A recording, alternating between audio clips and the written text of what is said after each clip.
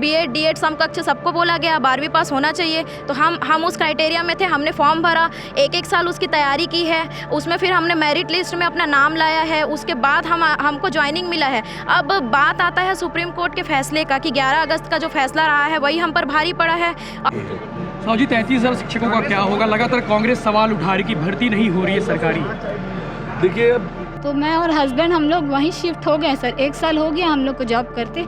अब गवर्नमेंट का ये डिसीजन आता है कि आप लोग को निकाल दिया जाएगा। कल हमारी साथी शिक्षिका की सर डेथ हो गई। क्या हम लोग पे बीत रही है हम ही लोग जान रहे हैं सर। बीएड वालों के साथ क्या होने वाला है सुप्रीम कोर्ट के आदेश के बाद?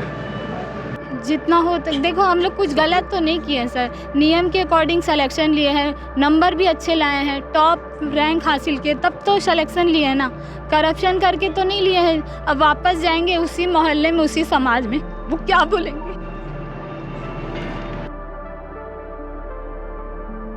बोलते हैं ना वही कि खेल खिला लेते हैं और खेल खेलने के बाद नियम को बदल रहे हैं, वही चीज़ हो रहा है सर हमारे साथ। अगर सरकार को आप लोग की नौकरी बचानी है, 3,500 युवा है, 3,500 अभ्यर्थी है, शिक्षक है आप लोग, तो सरकार आप लोग के लिए ऐसा क्या करे? हो सकता है शायद सरकार के लोग वीडियो देख रहे हो समझ जाए। डीएड वर्सेस बीएड की लड़ाई छत्तीसगढ़ में लगातार जारी थी। कहा जा रहा था कि सहायक शिक्षक पद पर जो भर्ती होनी थी वो डीएड वालों के लिए होनी थी, लेकिन बीएड वालों को नौकरी सरकार ने दे दी है। मामला हाई कोर्ट गया, सुप्रीम कोर्ट गया और वहाँ से एक फैसला हुआ है। फैसला अभी तक स्पष्ट नहीं है क्या हुआ है, लेकिन केस क्लोज हो गया है।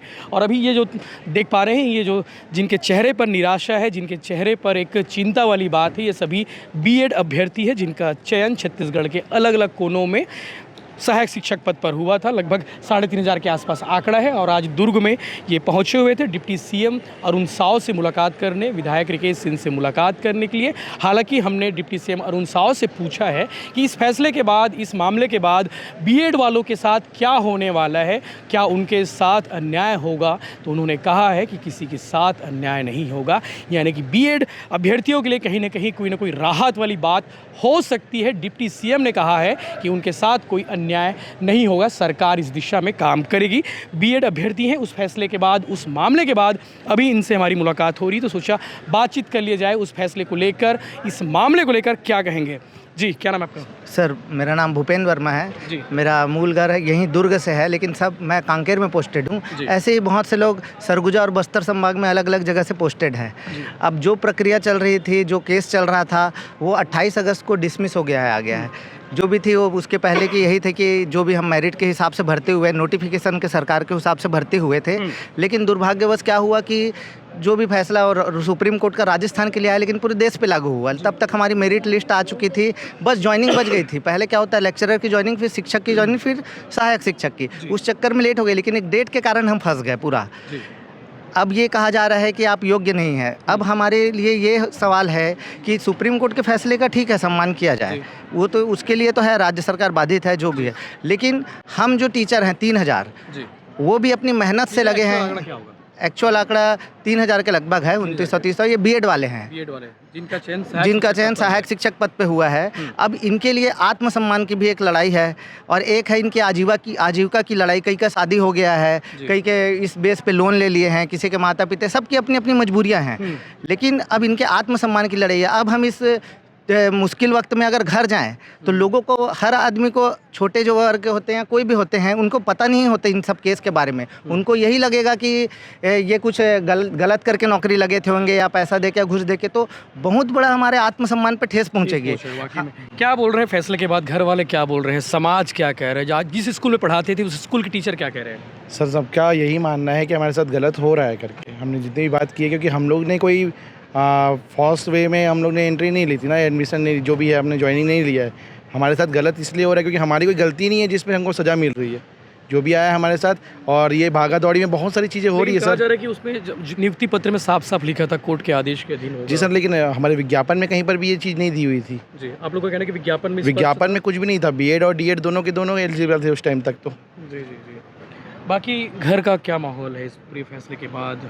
घर का माहौल तो यही है सर कि घर वाले बचपन से लेके आज तक पढ़ाए हैं और घर वालों को ये उम्मीद भी रहता है कि बच्चे अगर पढ़ाई में अच्छे हैं तो एक सरकारी नौकरी, सरकारी सेवा में जाएंगे करके, और वो सपना 1 साल पहले पूरा भी हुआ लेकिन वो आधा अधूरा सा ही रह गया है और ये सपना अपना टूटता हुआ नज़र आ रहा है। इससे घर वाले भी उदास हो रहे हैं सर, और परिवार और समाज में तो लगभग यही चल रहा है कि शायद इन लोग किसी प्रकार का कुछ गलत कार्य करके लगे होंगे, इसीलिए इनको 1 साल बाद निकाला जा रहा है, क्योंकि आज तक के इतिहास में किसी सरकारी नौकरी को नहीं निकाला गया है। इस तरह से मानसिकता बना जी, ली है। इस प्रकार की मानसिकता बना चुके हैं कि हम लोग किसी प्रकार का भ्रष्टाचार करके इस नौकरी में आए हैं, जबकि हमारा जो भर्ती प्रक्रिया है वो पूर्णतः पारदर्शी तरीके से हुआ है सर, और नोटिफिकेशन में जैसे जैसे नियम लिखे थे उसके अकॉर्डिंग हमने भर्ती ली है। बाकी वही नियमों की बात है, नियमों के फेर में हुआ है सब। जी, नियम तो हम बोलते हैं ना वही कि खेल खिला लेते हैं और खेल खेलने के बाद नियम को बदल रहे हैं, वही चीज़ हो रहा है सर हमारे साथ कि हमको पहले नोटिफिकेशन ही तो देखता है तैयारी करने वाला कि क्या क्राइटेरिया रखा गया है,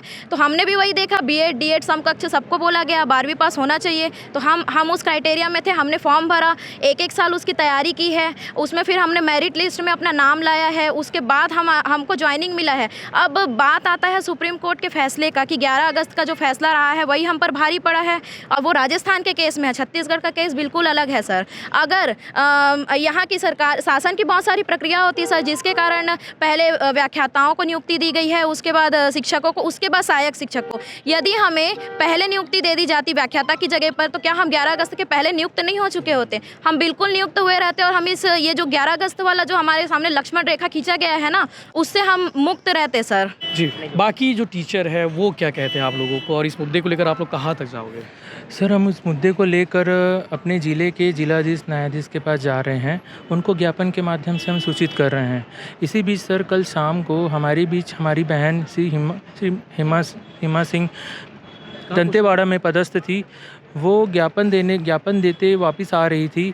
रास्ते में बोलेरो के द्वारा उनका एक्सीडेंट दुर्भाग्यपूर्ण हो चुका है। इस लड़ाई में उनकी जान चली गई।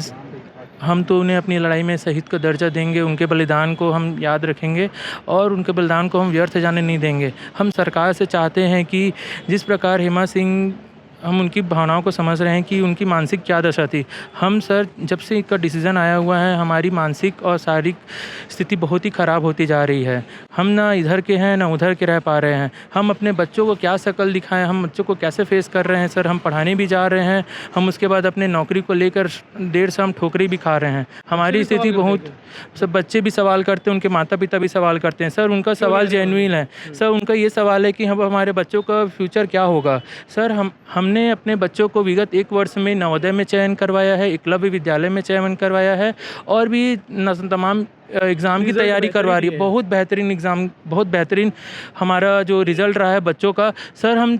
हमारे जो पंचायत है, जहाँ से स्कूल में पदस्थ है, वहाँ से भी हम लेटर जारी हुआ है कि इनको ना निकाला जाए। ये लोगों ने बहुत अच्छी तरीक़े से हमारे बच्चों को पढ़ाया हुआ है। घर में क्या कहते हैं? आप तो शादीशुदा हैं, पति क्या कहते हैं, सास ससुर क्या कहते हैं? सर, सभी परेशान हैं सभी, क्योंकि सुरक्षित मतलब उन लोग का सोचना था चलो ये लग गई गवर्नमेंट जॉब में। कहाँ तो लगे हैं? सर, मेरी सीतापुर में। सीतापुर में? जी, सीतापुर मतलब सीतापुर अंबिकापुर सरगुजा संभाग में है जी। तो मैं और हस्बैंड हम लोग वहीं शिफ्ट हो गए सर। 1 साल हो गया हम लोग को जॉब करते। अब गवर्नमेंट का ये डिसीज़न आता है कि आप लोग को निकाल दिया जाएगा। कल हमारी साथी शिक्षिका की सर डेथ हो गई, क्या हम लोग पे बीत रही है हम ही लोग जान रहे हैं सर। वो ज्ञापन देने गई थी, लौटते टाइम उसका एक्सीडेंट हो गया सर। उसके घर वाले पे क्या बीत रही होगी। हम लोग पूरे शिक्षक साथी आक्रोशित भी है, हताश भी है, मनोबल भी टूट रहा है सर। अब क्या करें क्या नहीं, जितना हो पा रहा है हम संघर्ष कर रहे हैं सर। विभाग से बात कर रहे हैं, नेता लोग से रिक्वेस्ट कर रहे हैं कि सर हमारी जॉब बचाइए जितना हो तक। देखो, हम लोग कुछ गलत तो नहीं किए हैं सर, नियम के अकॉर्डिंग सिलेक्शन लिए हैं, नंबर भी अच्छे लाए हैं, टॉप रैंक हासिल किए, तब तो सिलेक्शन लिए हैं ना, करप्शन करके तो नहीं लिए हैं। अब वापस जाएंगे उसी मोहल्ले में, उसी समाज में, वो क्या बोलेंगे। भावुक पहले मतलब सोचो क्या बीत रही होगी इनके अंदर में, क्या कहते हैं लोग। बाकी मतलब तो बातें होगी, घर की बात होगी, समाज की बात होगी। आगे आप लोगों का क्या स्टैंड रहेगा इस विषय में? अभी तो भाई सर हमारी नौकरी, हाँ सभी लोग बोलते तो है कि जी आप लोग की नौकरी बचाएंगे, सुरक्षित करेंगे। शिक्षक संघ है, संगठन जी, उन लोग का आश्वासन दिए हैं पूरे शिक्षक संघ। बताइए। जी सर, बिल्कुल सर, पूरे ज़िले के शिक्षक संघ वाले हमारे सपोर्ट में आए हैं सर, और उन लोग को भी पता है, क्योंकि सर इसमें हम लोगों की कोई गलती नहीं है। हमने सर नोटिफिकेशन देखकर एग्ज़ाम दिया, उसमें D.Ed B.Ed दोनों एलिजिबल था, फिर अचानक एक डिसीजन आया जिसमें हम लोग को बाहर किया गया, और हम लोग सर लास्ट 1 ईयर से पूरी तरह मानसिक रूप से प्रताड़ित हो गए हैं सर। अभी जॉब कर रहे हैं सर। विकल्प क्या हो सकता है, कोई बता सकता है आप में से कोई? आप लोग ज़्यादा सर एक विकल्प है सर, जो सरकार जो है सरकार सर, क्या सरकार सर किसी भी तरह से हम लोग को किसी भी जॉब में समायोजित कर दिया जाए। मैंने सवाल किया कि अगर सरकार को आप लोग की नौकरी बचानी है, 3500 युवा है, 3500 अभ्यर्थी है, शिक्षक है आप लोग, तो सरकार आप लोग के लिए ऐसा क्या करे? हो सकता है शायद सरकार के लोग वीडियो देख रहे हो, समझ जाए। सरकार सर हमारा समायोजन कर सकती है 6वीं से 8वीं में, हम लोग उसके लिए पूरी तरीके से पात्र हैं। वहाँ वैकेंसी है जी, पूरी पर्याप्त वैकेंसी सर 15,000 के आसपास। जहाँ पे एलिजिबल है? हाँ, हम एलिजिबल हैं। दूसरा ये कर सकती है सरकार कि हमें जैसे हॉस्टल वार्डन या फिर लैब टेक्नीशियन जैसे पद हैं वो भी रिक्त हैं, हाँ वहाँ पे भी एडजस्ट कर सकती है बहुत आसानी से। और उसके बाद अध्यादेश लाकर भी हमारे मतलब इस प्रॉब्लम का हल हो सकता है जी। और ये है कि नए पद का सृजन करके भी सरकार, मतलब नए पद का सृजन करके उसमें हम लोग को मिडिल या फिर हाई स्कूल में रख के उस जो पद रहेगा वो टेम्प्ररी रहेगा। उसके बाद वो जैसे ही हमारा प्रमोशन होगा शिक्षक पद में, वो ऑटोमेटिक से पे ग्रेड हमारा सेम रहेगा असिस्टेंट टीचर वाला ही। तो वो जैसे ही हमारा प्रमोशन होगा, जब प्रमोशन रूल के अकॉर्डिंग, तो ऑटोमेटिक वो पद खत्म हो जाएगा। तो सरकार के पास ये 3-4 तो हमारे समझ का अकॉर्डिंग हम इतना समझ पा रहे हैं, और सरकार के पास तो पूरी लीगल टीम है, बहुत सारी। सरकार चाहे तो, हाँ सरकार चाहे तो बहुत सारा तरीके से हम लोग को बचा सकती है। ये भी कर सकती है कि हम लोग को मिडिल स्कूल में या हाई स्कूल में अटैच कर दें 2 साल के लिए, वहाँ से हम विभागीय D.Ed करा दें। सर सरकार चाहे तो बहुत कुछ कर सकती है। सरकार के पास प्रशासनिक तौर पे भी असीमित शक्तियां हैं। पहले भी, इससे पहले कई प्रकार इस प्रकार के प्रकरण आ चुके हैं जिसमें सरकार नए पदों का सृजन शिक्षा विभाग में और साथ ही सुरक्षा विभाग, पुलिस विभाग में भी कर चुकी है। उनको पद को ध्यान रखते हुए, उनके पद की गरिमा बनाए रखते हुए बचाने के तरीके बहुत सारे हैं सर, बहुत सारे। सर पहले भी ऐसे हुआ था एक बार कि राज्य परिवहन रातों रात बंद हो गया था, लेकिन उनको कहीं ना कहीं एडजस्ट किया गया। ऐसे ही हमको भी किया जा सकता है अगर हम भिलाई विशेष। जी सर। और ये भी है कि जैसे हम प्राथमिक शिक्षक के रूप में लगे हैं, तो हमको प्राथमिक विद्यालयों में ही जहाँ रिक्त पद है वहाँ रखा जा सकता है, और साथ में विभागीय D.Ed करवाया जा सकता है। जैसे पहले के टाइम में लोगों को पहले नौकरी पे मिला था, बाद में उनको शासन की साइड से ही D.Ed B.Ed करवाया गया। ऐसे हमको साथ में ही विभागीय D.Ed करवा लिया जाए, इससे किसी को समस्या नहीं होगी, ऐसी एलिजिबिलिटी भी कोई वो नहीं होगी, हम जिनको जो चाहिए सब चीज़ मिल जाएगा। अब सरकार जैसा असीमित शक्तियाँ हैं सर, वो कुछ भी कर सकती है, वो किसी भी प्रकार से हमको बचाए। हम किसी के खिलाफ नहीं हैं, किसी के कुछ नहीं है, लेकिन वो बचाए, सबके परिवार का सवाल है। बिल्कुल। 3500 के आसपास शिक्षक हैं जो B.Ed अभ्यर्थी थे, जो B.Ed होकर जो है B.Ed के साथ साथ जो है वो सहायक शिक्षक पद पर पदस्थ हुए, और सुप्रीम कोर्ट का फैसला आया, और उस सुप्रीम कोर्ट के फैसले के बाद इनके चेहरे पर मायूसी है और D.Ed वालों के चेहरे पर खुशी की लहर है। सरकार को तय करना है कि इनकी नौकरी कैसे बचानी है, और सरकार को विकल्प तलाशने होंगे कि इनके घर परिवार कैसे आगे समाज में और स्कूल में जो है फेस कर सकेंगे। आगे इस पर लगातार अपडेट्स आपको बताते रहेंगे। और B.Ed वाले थे जिनका पक्ष आना ज़रूरी था इस फैसले के बाद, इनका क्या रिएक्शन है, इनके घर वालों का क्या माहौल है, स्कूल का माहौल क्या है, समाज में इनको लेकर क्या क्या बातें हो रही है, तो आपने सुना। एक तो बात करते करते इमोशनल हो गई, इतनी इमोशनल हो गई, आंखों से आंसू भी आने लगे थे, आंख भर आई थी। तो आगे लगातार आपको अपडेट्स मिलते रहेंगे, और इस फैसले को लेकर B.Ed वालों के दिए गए बयान को लेकर आप क्या कहेंगे, कमेंट करके जरूर बताइए। साहू जी, 33,000 शिक्षकों का क्या होगा? लगातार कांग्रेस सवाल उठा रही कि भर्ती नहीं हो रही है सरकारी। देखिए, हमारी सरकार इस दिशा में तेज गति से काम कर रही है। कांग्रेस पार्टी ने कितनी भर्तियां की, ये तो पहले उनको हिसाब देना चाहिए। 5 साल में कितनी नौकरियां दी।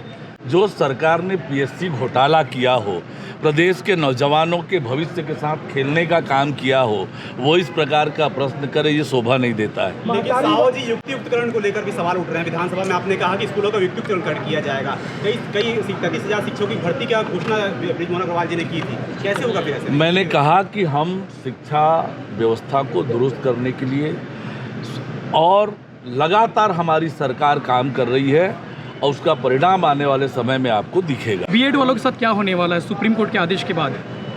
जो न्यायालय का फैसला आया है, सरकार उस पर विचार कर रही है। निश्चित रूप से हमारी कोशिश होगी कि किसी के साथ अन्याय ना हो। प्रदेश के सभी निगमों में एक साथ चुनाव होंगे क्या मंत्री जी? मंत्री जी, सभी निगमों में 100 चुनाव होंगे, तैयारी है सरकार की, भिलाई समेत? जिनके कार्यकाल पूरे हो जाएंगे उन सभी जगह चुनाव होंगे।